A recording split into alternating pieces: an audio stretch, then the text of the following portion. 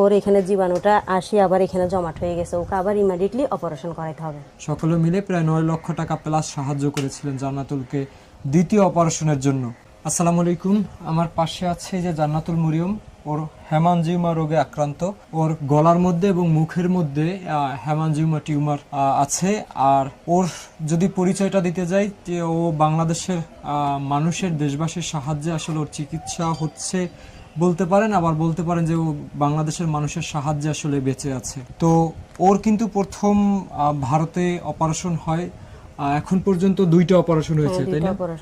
2টা অপারেশন হয়েছে। যদি বলতে যাই, প্রথম অপারেশন তার মা বাবা জায়গা জমি যতটুকু তাদের সামর্থ্য অনুযায়ী, তার বাবা একজন দিনমজুর, তারা নিঃস্ব হয়ে আসলে উপায় না পেয়ে ভারতে চিকিৎসা করেছিল, অপারেশন করেছিল, কারণ এই হেমানজিওমা রোগের বাংলাদেশে কোনো চিকিৎসা নেই।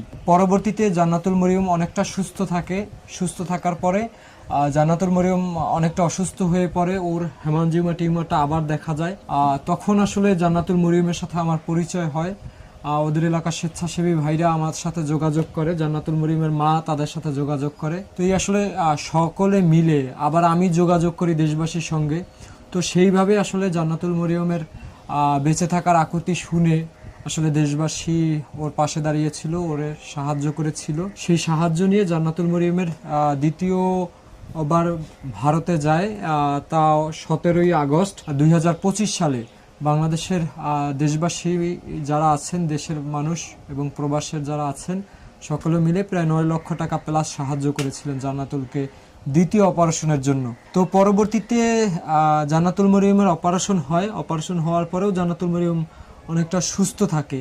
কিন্তু জান্নাতুল মরিয়মের এই যে আপনারা টিউমারটা দেখছেন, যে আবার যখন ও টিউমারটা ফুলে ওঠে, তখন ডাক্তারের সাথে যোগাযোগ করে যে আসলে এভাবে জান্নাতুল মরিয়ম দিন দিন অসুস্থ হয়ে পড়তেছে কেন। তো তারা বলছে যে ভারতে আবার নিয়ে যেতে। তো ভারতে আবার নিয়ে যেতে বলছে।